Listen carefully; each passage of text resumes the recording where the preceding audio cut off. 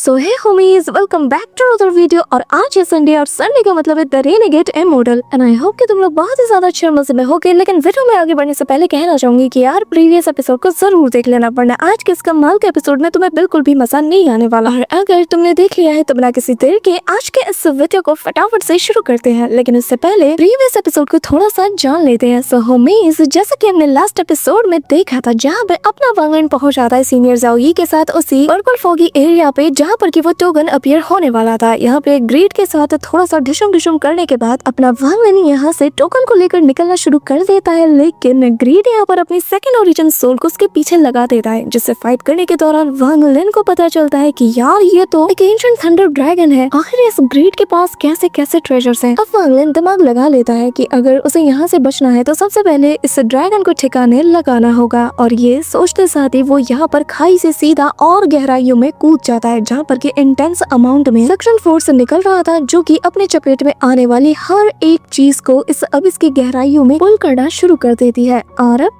आगे इस हमारे एपिसोड के स्टार्टिंग में हम वांगलिन को देखते हैं, जो कि अभी भी यहाँ से तेजी से एस्केप करने में लगा हुआ था। और उसके पीछे वही एंशिएंट थंडर ड्रैगन का जो फिगर है वो पड़ा हुआ था। काफी सारे थंडर बॉल से वो अटैक भी करता है और वांगलिन यहाँ पर उससे डॉज करते हुए मन में कहने लगता है कि एक एंशिएंट थंडर ड्रैगन असल में थंडर से पैदा होता है। और लेजेंड्स का ऐसा भी कहना है कि जो एंशिएंट थंडर ड्रैगन होते हैं, जिस थंडर को ये लोग वील्ड करते हैं, वो असल में हेवनली दाव के लिए है। वांगलिन वापस से उसे अबिस की तरफ देखने लगता है और समझ आता है कि अगर उसे यहाँ से बचना है तो उसे हर हाल में इस अबिस की पावर का यूज करना होगा। अब वांगलिन ऑलरेडी अबिस में छलांग मार चुका था, लेकिन ये जो थंडर ड्रैगन है ना, ये इतना ढीठ है, ये उसके पीछे पड़ जाता है। लिटरली इसका पीछा करते हुए वो सीधा सक्शन फोर्स को भी झेलते हुए उसमें समाना शुरू कर देता है, जो देखकर वांगलिन इमीडिएटली अपने स्टॉप स्पेल का यूज करता है, जिसके चलते ये ड्रैगन कुछ देर के लिए यहाँ फ्रीज भी हो जाता है। और वांगलिन अपनी फोर्स को कम करने के लिए ब्लेड्स निकालकर आसपास के वॉल में उन्हें धसाना शुरू कर देता है, ताकि उसकी जो गिरने की रफ्तार है वो थोड़ी कम हो जाए। इस दौरान वांगलिन यहाँ पर एक छोटी सी केव या कोई दरार कुछ भी ढूंढ रहा था, क्योंकि वांगलिन जानता है ज्यादा डीप में चला गया तो वापस आने के चांसेस और ज्यादा कम हो जाएंगे। तभी वांगलिन को छोटी सी दरार इस वॉल में नजर आती है, जो कि चमक भी रहा था और जैसा लग रहा था कि इसके अंदर कोई चीज है। जब वांगलिन गौर से देखता है तो वांगलिन समझ आता है कि इस केव को शायद जानबूझकर ही किसी ने बनाया होगा। अब वांगलिन पलक झपकते ही अपने दोनों ब्लेड्स की सक्शन फोर्स का यूज करता है, उन्हें रिवर्स में स्पिन कराते हुए उनके जरिए से वो सीधा अंदर की ओर चला जाता है। इस दौरान हम देखते हैं कि जो वो ड्रैगन था ना, वो सक्शन फोर्स के चलते काफी नीचे तक खिसका चला हुआ जाता है, लेकिन वो फोर्सफुली ऊपर आने की कोशिश करता है। और इस दौरान वांगलिन जो कि ऑलरेडी केव के अंदर पहुंच चुका था, यानी कि इस छोटी सी दरार के अंदर, तो वांगलिन उसके अंदर से झांकने की कोशिश करता है, जहां पर उसे नजर आता है कि वो ड्रैगन ऊपर आने की कोशिश कर रहा है। लेकिन वांगलिन की नजर जाती है एक टेलीपोर्टेशन अरे में, जो कि काफी ज्यादा मिस्टीरियस लग रहा था।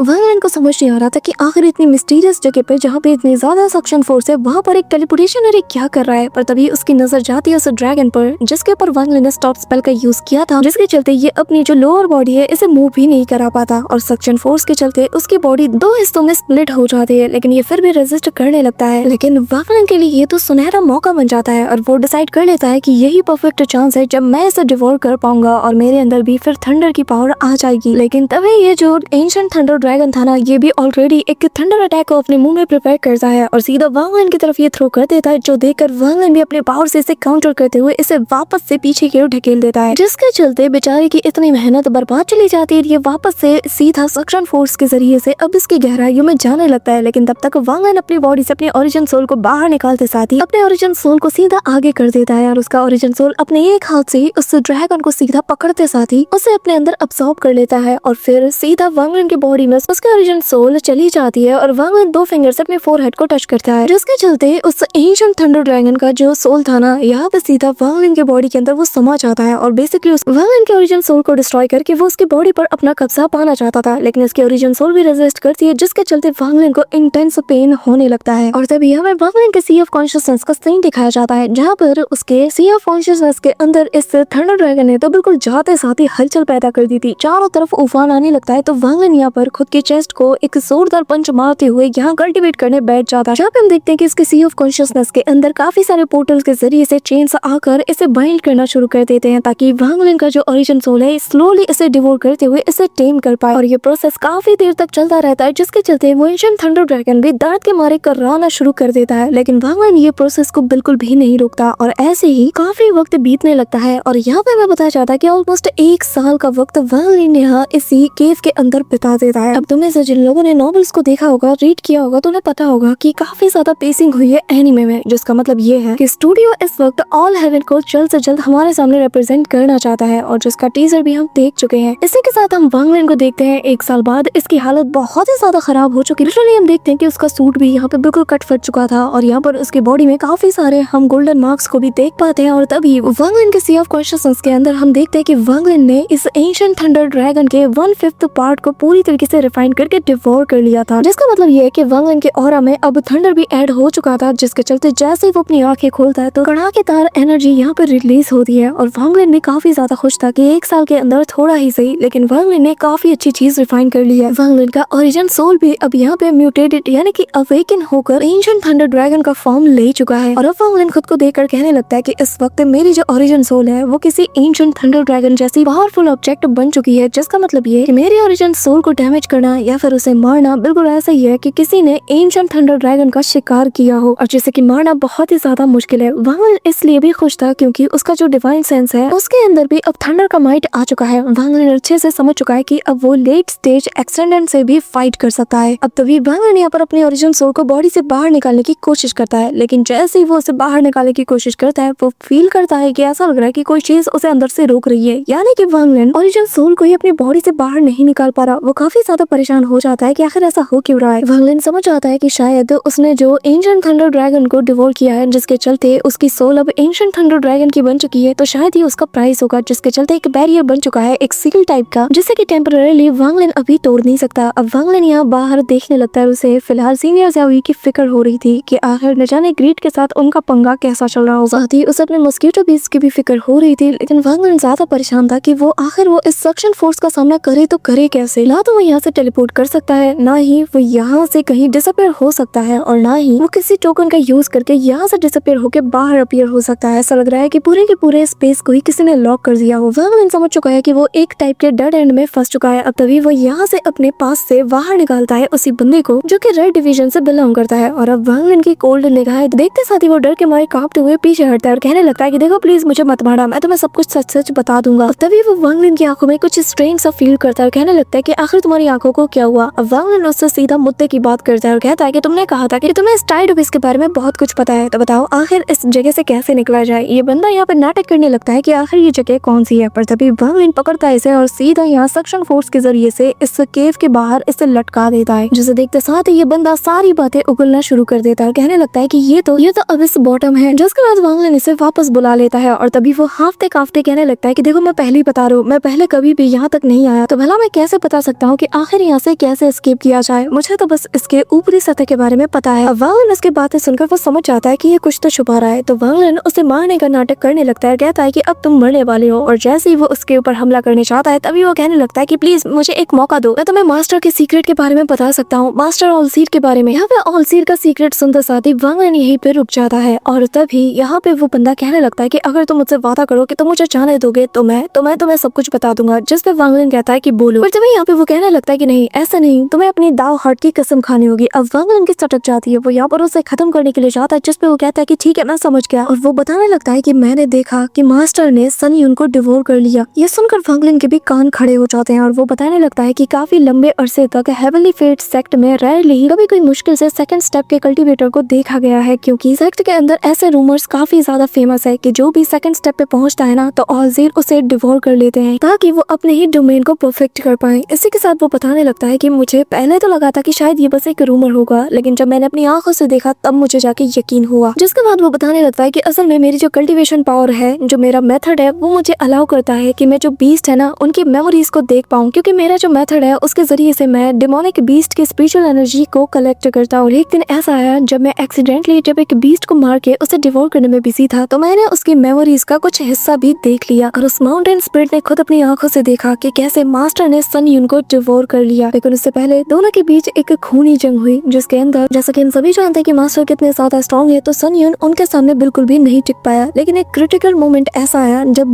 ब्रदर सन यून के फोरहेड के बीच पर एक मार्क अपीयर हुआ, जिसके चलते ऑन द स्पॉट ही वो पूरी तरीके से कोलैप्स हो गया। और फिर इसी मौके का फायदा उठाते हुए ऑलजीर यानी कि हमारे मास्टर ने उसे पकड़ते साथ ही डिवोर कर लिया। इसी के साथ प्रेजेंट टाइम में हम देखते हैं कि उस बंदे के हाथ कांप रहे थे और वो कहने लगता है कि तब जाके मुझे यकीन हुआ कि वाकई में हमारा मास्टर कितना बड़ा एविल है। अब यहाँ पे उस मार्क का सुनते साथ ही वांग लिन अपने फोरहेड पर भी सेलेस्टियल फ्लोटर आर्ट की उस सील को एक्टिवेट करता है और कहने लगता है कि जिस मार्क का तुमने अभी अभी जिक्र किया, क्या वो कुछ ऐसा दिखता है? जिसमें वो कहने लगता है कि हाँ बिल्कुल बिल्कुल ये वही है। वांग लिन कहता है कि क्या तब मास्टर ने ग्रे रॉब पहना था? जिसपे वो कहता है कि हाँ, पर तुम्हें कैसे पता? मैंने भी जब उन्हें पहली बार देखा उस मेमोरी में तो मुझे भी काफी ज्यादा स्ट्रेंज लगा, लेकिन मैंने कभी ध्यान नहीं दिया। अब वांग लिन यहाँ पर खुद को काफी ज्यादा लकी समझ रहा था। उसे एंशिएंट डिवाइन इनहेरिटेंस के दौरान ये मौका मिला कि वो अपने किसी स्पेल के परफेक्शन लेवल को देख पाए। हालांकि मुझे भी काफी ज्यादा ऑड फील होता था जब भी मैं स्लॉटर एनर्जी को गैदर करता था, और जाहिर है ब्रदर सनी ने भी इसे कभी तो फील किया होगा और वो भी इसे मास्टर नहीं करना चाहते थे, लेकिन एट द एंड वो मास्टर के हाथों ट्रैप हो गए। अब यहाँ पे वांग लिन समझ आता है कि ऑलजीर ने जितने भी स्टूडेंट्स को रखे हैं वो सभी अपने अपने फार्मिंग के लिए ही उसने रखे हैं, ताकि उन्हें डिवोर करते हुए वो अपने डोमेन को कंप्लीट करे। वांग लिन समझ आता है कि प्लेनेट त्यानियन अब उसके लिए बिल्कुल भी सेफ नहीं है, और तभी वो अपने पास एक वुडन स्क्रोल को बाहर निकालता है। यहाँ पे हम देखते हैं कि वो बंदा मन में कहने लगता है कि ये वांग लिन बहुत ही ज्यादा खतरनाक है, ऐसे चुपचाप खड़े होकर यहाँ पे कुछ भी नहीं देख सकता। अब तभी वो डिसाइड करता है कि वो अपने एक्सटेंडेंट की जो ओरिजिन एनर्जी है उसका यूज करके वांग लिन को सबक सिखाएगा। पर इससे पहले कि वो कुछ कर पाता तभी वांग लिन उसके सामने आके मौत बनकर जैसे खड़ा हो जाता है, जिसे देखकर इसका गला सूखने लगता है। वो कहने लगता है कि ऐसा लग रहा है कि इसने मेरे प्लान को पढ़ लिया है। वांग लिन बेसिकली सोच रहा था कि वो इस बंदे को यहाँ पर सेलेस्टियल गार्ड के रूप में रिफाइन कर ले, तो वो यहाँ पर सेलेस्टियल एम्परर किंग लिन के उसी मेथड के बारे में सोचे जा रहा था। लेकिन यहाँ पर उसकी कल्टीवेशन को देखकर वांग लिन समझ आता है कि सक्सेस होने के चांसेस बहुत ही ज्यादा कम है, लेकिन अगर उसके पास एक पपेट होगा तो जाहिर है यहाँ से निकलना वांग लिन के लिए और ज्यादा आसान हो जाएगा। अब वांग लिन ठान लेता है कि उसे रिस्क तो उठाना ही पड़ेगा। तभी वो उससे कहने लगता है कि ठीक है, मैं तुम्हें जीने का एक चांस दूंगा, लेकिन तुम्हें जीने का मौका तभी ही मिलेगा जब तुम सक्सेसफुली एक्सेलेंट स्टेज पे पहुंच जाओगे, और मैं तुम्हें एक ग्रेट फॉर्च्यून भी दूंगा। और वो अपॉर्चुनिटी ये है कि मैं तुम्हें इल्यूजनिटी यिन और कॉर्पोरल यान तक पहुंचने का मौका दूंगा, लेकिन ये सारे मौके भी तुम्हें तभी मिलेंगे जब तुम्हें एग्री होना होगा कि तुम अपनी इच्छा अनुसार मेरे रिफाइंड सेलेस्टियल गार्ड बनोगे और आने वाले 1000 साल के लिए तुम मेरे सर्वेंट बन के रहोगे, तो ही मैं तुम्हें ये मौके दूंगा। जिसमें वो कहने लगता है कि क्या मेरी कॉन्शियसनेस मेरे पास वापस रहेगी, क्या मैं उन्हें वापस से रीगेन कर सकता हूँ? वांग लिन अपनी जगह पे जाके बैठ जाता है और कहने लगता है कि अगर तुम 1000 साल तक सरवाइव कर पाते हो और अच्छे से मुझे सर्व करते हो तो मैं तुमसे वादा करता हूँ कि मैं तुम्हें तुम्हारी आजादी तुम्हारी कॉन्शियसनेस के साथ लौटा दूंगा। यहाँ पर वांग लिन काफी ज्यादा सोचता है, लेकिन एट द एंड वो सोच लेता है कि अब और कोई चारा नहीं, तो वो राजी हो जाता है। अब वांग लिन अपने रिफाइनिंग पपेट का प्रोसेस शुरू कर देता है और जैसे वो स्पेल को कास्ट करता है, जिसके चलते उसकी बॉडी एक मिस्टीरियस स्टेट में पहुंच आती है और वो खुद ही यहाँ पर बैठ के कल्टीवेट करना शुरू कर देता है। बेसिकली पहला स्टेज था कि इसे एक्सटेंडेंट स्टेज पे बिल्कुल अच्छे से ब्रेक थ्रू कराना होगा, तो वो आसपास के एनर्जीज को अब्सॉर्ब करते हुए अपने अंदर जो ओरिजिन क्रिस्टल है उसे अच्छे से प्रिपेयर कर लेता है। अब बस बारी थी ब्रेक थ्रू की, जिसमें किसे काफी ज्यादा पेन होता है और कहीं ना कहीं इसकी कल्टीवेशन अनस्टेबल होने लगती है। तो वांग लिन सीधा जाता है और इसके अनस्टेबल कल्टीवेशन को स्टेबल करना शुरू कर देता है, जिसके चलते प्रोसेस पहले से ज्यादा स्मूथली होने लगता है। अब यहाँ फाइनली वो वांग लिन की हेल्प से एक्सटेंडेंट स्टेज पे ब्रेक थ्रू भी कर लेता है, जिसके चलते इसकी ऑरा भी काफी ज्यादा बढ़ जाती है। अब वांग लिन समझ चुका है कि सेलेस्टियल गार्ड के लिए जो फाउंडेशन है वो पूरी तरीके से बन चुका है। अब वांग लिन का असली खेल शुरू होगा। वांग लिन यहाँ पे इसकी फिजिकल बॉडी को रिफाइन करना शुरू कर देता है, जहाँ पे वो अपने काफी सारे ट्रेजर्स को भी मेल्ट करके उनके जो रेयर मटेरियल्स है उनकी जो ऑरा है वो इसकी बॉडी में डालता है। लेकिन पहली बार में ही उसे कॉपर ग्रेड का ही पपेट बनता है। वांग लिन इससे सेटिस्फाइड नहीं था, तो वांग लिन यहाँ पर अपने वापस से पावर का यूज करता है, साथ ही आसपास की जो रेयर एलिमेंट्स की जो पावर होती है, जो ऑरा होती है, उसे अब्सॉर्ब करते हुए इसके बॉडी के अंदर इंसर्ट करना शुरू कर देता है। हालांकि नॉवल में थोड़ा डिफरेंट बताया है और यहाँ पे हमें पपेट बनने से मतलब है यार, प्रोसेस कोई भी हो। अब यहाँ पे हम देखते हैं कि वांग लिन पूरी की पूरी एनर्जी को उसके अंदर उतार देता है और लगातार वांग लिन इसके ऊपर एक्सपेरिमेंट पे एक्सपेरिमेंट करे जा रहा था, जिसके चलते बेचारे को काफी ज्यादा पेन होता है। लेकिन वांग लिन को समझ चुका था कि अगर इसकी बॉडी कमजोर रहेगी तो ये खुद भी 1000 साल तक सरवाइव नहीं कर पाएगा। जब सरवाइव ही नहीं करेगा तो इसे फ्रीडम कहाँ से मिलेगी। इसी के साथ हम देखते हैं कि इस काम में ऑलमोस्ट 6 महीने से ज्यादा का वक्त बीत जाता है, यानी कि वांग लिन ऑलमोस्ट 1.5 साल से इसी अबिस के एक केव में फंसा हुआ है। इसी के साथ हम देखते हैं कि फाइनली 6 महीने बाद आखिरकार वांग लिन की मेहनत रंग लाती है और हम देखते हैं कि उसका जो सेलेस्टियल गार्डियन जो पपेट है वो बन के रेडी हो जाता है, और जिसकी कल्टीवेशन लेवल इस वक्त इल्यूजनरी यिन पे है। और बात करें इसकी ग्रेड की तो ये भी काफी ज्यादा हायर लेवल की है, ऑलमोस्ट गोल्ड की इक्वल। वांग लिन भी सेलेस्टियल एम्परर किंग लिन के मेथड से काफी ज्यादा सरप्राइज था, क्योंकि इससे उसके पपेट की कल्टीवेशन लेवल भी ऑलमोस्ट कॉर्पोरल यान तक पहुंच गई है। अब वांग लिन यहाँ पर इसे अपने शैडो के अंदर छिपा लेता है। अब तभी वांग लिन कहने लगता है कि अब जबकि मेरे पास पास मेरा ये पपेट है, इसके जरिए से मैं अपने अगर बाकी के ट्रेजर्स को ऐड कर लूँ तो मुझे यकीन है कि मेरे पास 60% चांसेस है इस केस से सही सलामत एस्केप करने का। लेकिन वांग लिन को थोड़ा रिग्रेट भी हो रहा था कि यार जब इस टोकन को अचीव कर रहा था तो वो एक बंदे की स्वॉर्ड एनर्जी को हासिल नहीं कर पाया। लेकिन अगर मैं मिस्टेक नहीं कर रहा हूँ तो ये जो टोकन है ये असल में उसी पर्पल मिस्ट से ही कंडेंस हुई है। पर तभी उसकी नजर उस टोकन पे जाती है और वो डीपली थॉट में खो जाता है और कहने लगता है कि ये जो टोकन है ये असल में एक सेलेस्टियल केव की चाबी है और जिसकी तलाश में ऑलसीड समेत बाकी के लोग हाथ धोके पड़े हुए हैं। और अगर उन्हें पता चल गया कि ये मेरे पास है तो मेरी जान खतरे में आ जाएगी, मुझे इसे छिपा के रखना ही होगा। अब यहाँ पे वांग लिन उन सारे स्वॉर्ड की तरफ नजर डालता है जो कि यहाँ पर उसने लिंग कैनो के डिसाइपल से गैदर किया था और वांग लिन समझ आता है कि इन 12 स्वॉर्ड्स के जरिए से वो 12 स्वॉर्ड फॉर्मेशन को भी कास्ट कर सकता था। लेकिन फिलहाल के लिए उसके पास बस 7 ही है तो वो 7 स्वॉर्ड फॉर्मेशन को बना सकता है। और अगर मैं अपने थंडर सेंस को भी इसके अंदर ऐड कर दूं ना तो मेरे लिए ये और ज्यादा कारगर साबित हो सकती है। लेकिन ये फोर्स भी शायद इनफ नहीं यहाँ से एस्केप करने के लिए। तो अब वांग लिन अपने पास से अपनी एक दूसरी स्वॉर्ड को बाहर निकालता है और कहने लगता है कि चलो देखते हैं कि मेरी इस पुरानी स्वॉर्ड के अंदर कौन सा सीक्रेट छिपा हुआ है। जैसे ही वो इसे टच करता है उसे एक एंशिएंट वॉइस सुनाई देती है जो कि उससे कहने लगता है कि अगर तुम्हें वाकई में जानना है कि आखिर इसका ट्रू सीक्रेट क्या है तो तुम्हें सबसे पहले लाइफ के फिनोमेना को ऑब्जर्व करना होगा। अब वांग लिन वहीं पे कल्टीवेट करना शुरू कर देता है। वो वॉइस आगे बताने लगती है कि एक बार तुमने इसे समझ लिया तो तुम बहुत ही अच्छे से इस आर्ट के एसेंस को समझ जाओगे और इसे अपना बना पाओगे। अब यहाँ पे वांग लिन इस जानलो वर्ड का मतलब समझना शुरू कर देता है और कहने लगता है कि लाइफ का फिनोमेना आखिर ये क्या होगा। अब उसका डिवाइन सेंस यहाँ से बाहर जाता है। डीमन स्पिरिट लैंड के चारों ओर उसका डिवाइन सेंस फैल चुका था और वांग लिन बार बार यही कहने लगता है कि लाइफ का फिनोमेना आखिर ये क्या होगा, आखिर इसका ट्रू मतलब क्या है।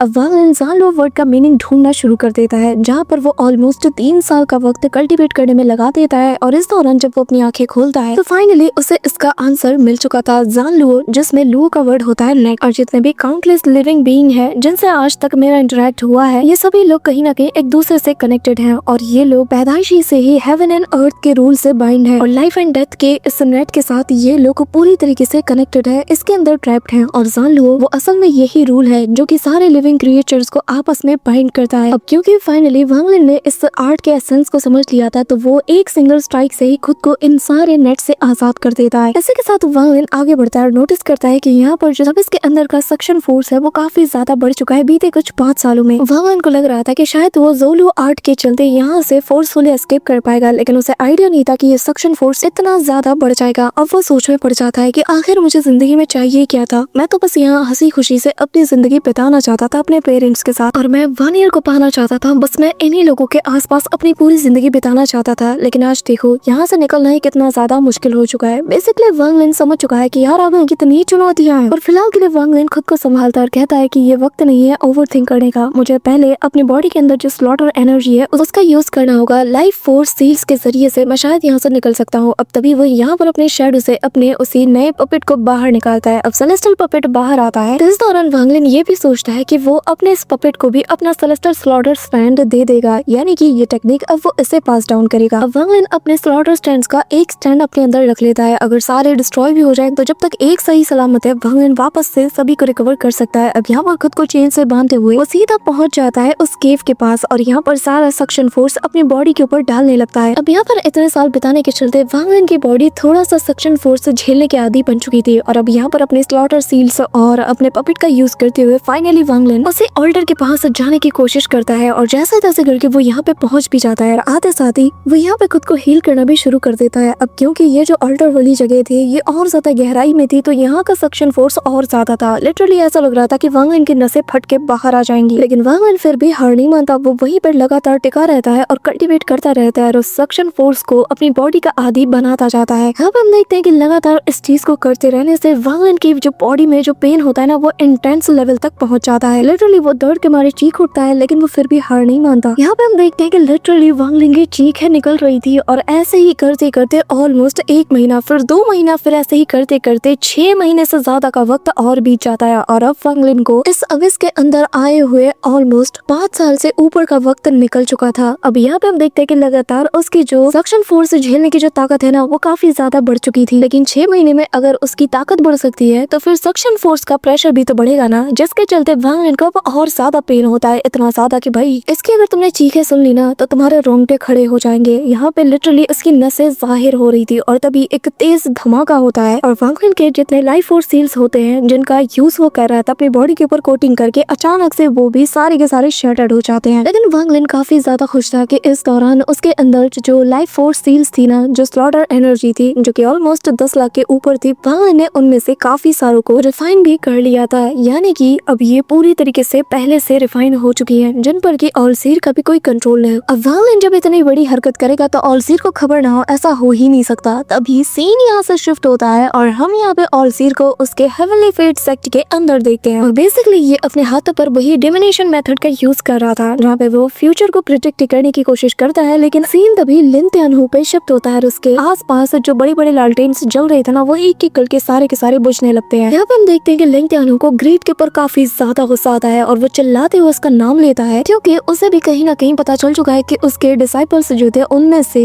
ऑलमोस्ट 11 डिसाइपल्स मारे जा चुके हैं और अब उनमें से एक बचा है, वो भी जिंदा होगा या नहीं इसके बारे में लिन त्यानहू को कोई खबर नहीं थी। और वो कहने लगता है कि ग्रीड, मैंने तुम्हें ऑर्डर दिया था कि तुम्हें मेरे डिसाइपल्स को प्रोटेक्ट करना है और तुमने क्या किया? हाँ, आखिर तुम इतने बड़ी कीमत की भरपाई कैसे करोगे? कि तभी सीन शिफ्ट होता है ब्लड प्लेनेट के अंदर। हम यहाँ पर ब्लड एंसेस्टर को देख पाते हैं जहाँ पे उसके पीछे रखा जो कंपास था वो तेजी से स्पिन कर रहा था और वो समझ लेता है कि उसकी बेटी की जान खतरे में है। यार नॉवल में हमें लगा था कि ये काफी ज्यादा ओल्ड होगा पर ये तो काफी ज्यादा यंग निकला। अब यहाँ पे वो कहने लगता है कि याओ ज़िक्ज़ियो बेटी, बेचारे इस वक्त तुम किस हाल में होगी? कि तभी यहाँ पे हम ऑलसीर को देखते हैं जहाँ पर वो कहने लगता है कि फेलो ताओइस्ट, 10 साल का वो वक्त पूरा हो चुका है और अब मैं चाहता हूँ कि हम सभी लोग डीमन स्पिरिट लैंड के उस पोर्टल को ओपन करके अपने पुराने मकसद को अंजाम दे। तो बताओ क्या किसी को इससे कोई भी ऑब्जेक्शन है? जिस पे ग्रीड और जो ब्लड एंसेस्टर है वो दोनों हाँ में जवाब देते हैं और कहते हैं कि हमें कोई मसला नहीं। पर तभी ऑलसीर मन में कहने लगता है कि वांगलिन, आखिर तुम ऐसा कैसे कर सकते हो? तुम फोर्सफुली उस सील से खुद को आजाद कैसे कर सकते हो? इस दौरान हम देखते हैं कि उसके सामने ग्रे रॉफ वाला ऑलसीर भी मौजूद था और यहाँ व्हाइट रॉफ वाला ऑलसीर कहने लगता है कि अगर ऐसी बात है तो अब मैं तुम्हें ज्यादा दिनों के लिए जिंदा रहने नहीं दे सकता क्योंकि तुम्हें मेरे सीक्रेट का पता जो चल चुका है। सो होमीज, हमारा आज का ये पार्ट यहीं पे एंड होता है लेकिन इसके नेक्स्ट पार्ट से ही ऑल हेवन आर्क स्टार्ट होने वाला है। हालांकि स्टार्ट तो 2 वीक पहले ही हो चुका है लेकिन नेक्स्ट वीक से ये ऑफिशियली स्टार्ट हो जाएगा और जिसमें कि काफी ज्यादा मजा आने वाला है। So that's all for today guys. I hope कि तुम सबको आज की वीडियो काफी ज्यादा पसंद आई होगी। अगर हाँ तो वीडियो को लाइक करना, चैनल पे नए हो तो सब्सक्राइब करना। तो मिलते हैं नेक्स्ट वीडियो में, तब तक के लिए बाय।